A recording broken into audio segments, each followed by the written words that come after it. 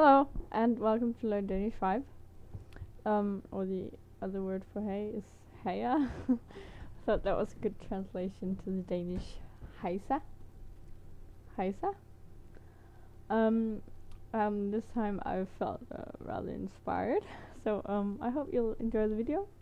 And here comes a summary of what I'll tell about. I'm not going to pronounce the Danish words, but I'll tell you about the word ikke, which is the Danish word for not, or yeah, you'll see. And then some words with several meanings, so you won't get confused in your future Dane life. And then just some random words I hope will come in handy someday.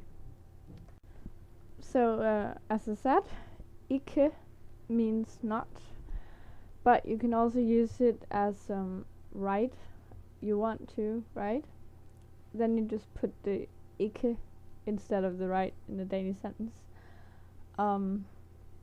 Du vil gerne ikke. Like you go up, ikke. Du vil gerne ikke. Yeah, when you say it, when you pronounce it, you usually don't pronounce the last e and k in ikke. But you can do that if you want to. It doesn't sound strange, but usually people don't.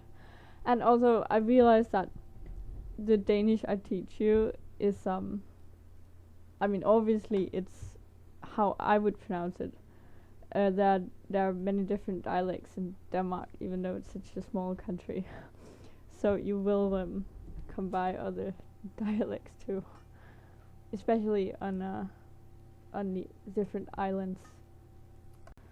And another example of the word ikke is vil du ikke nok, which is a Danish expression of if you, for instance, ask someone, can you take my chair upstairs or something? And he says, I don't really know. And you say, in English you would say please, and then in Danish you would say, vil du ikke nok? Slowly, vil du ikke nok? Vil du ikke nok?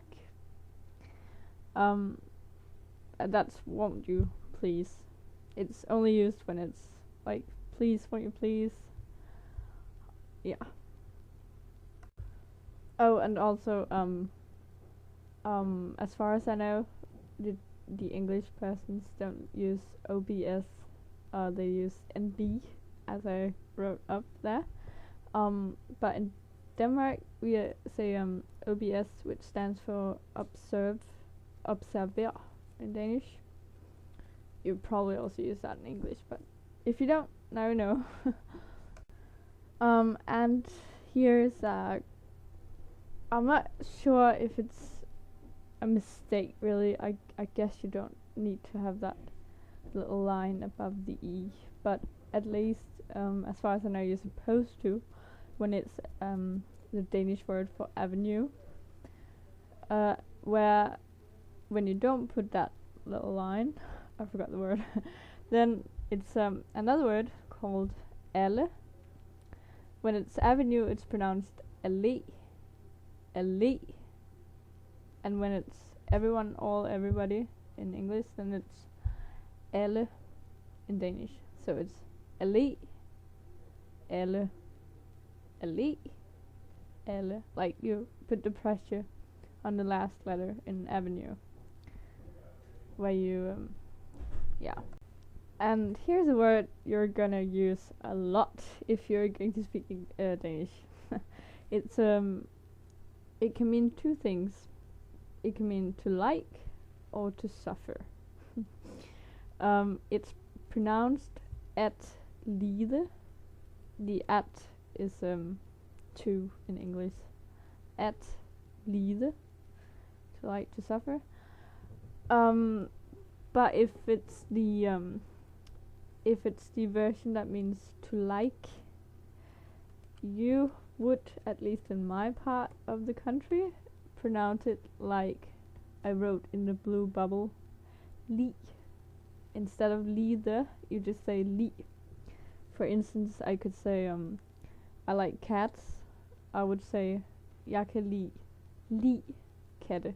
Jeg kan lide katte instead of jeg kan lide katte. From my point of view, it sounds kind of weird to say lide when it's to like. However, if you're going to say to suffer, you would definitely pronounce the D and E. So it would be if I'd say I'm suffering, I would say jeg lider. Lider. As I told you before, like most of the Danish words, in my opinion, aren't the way you pronounce it these days. I believe it has changed quite a lot. You have skipped a lot of the letters when you pronounce it. So I understand why people think it's the pronunciation that's the hardest, and also the understanding of other native Danish people, because we speak fast and we leave out a lot of letters and also sometimes whole words.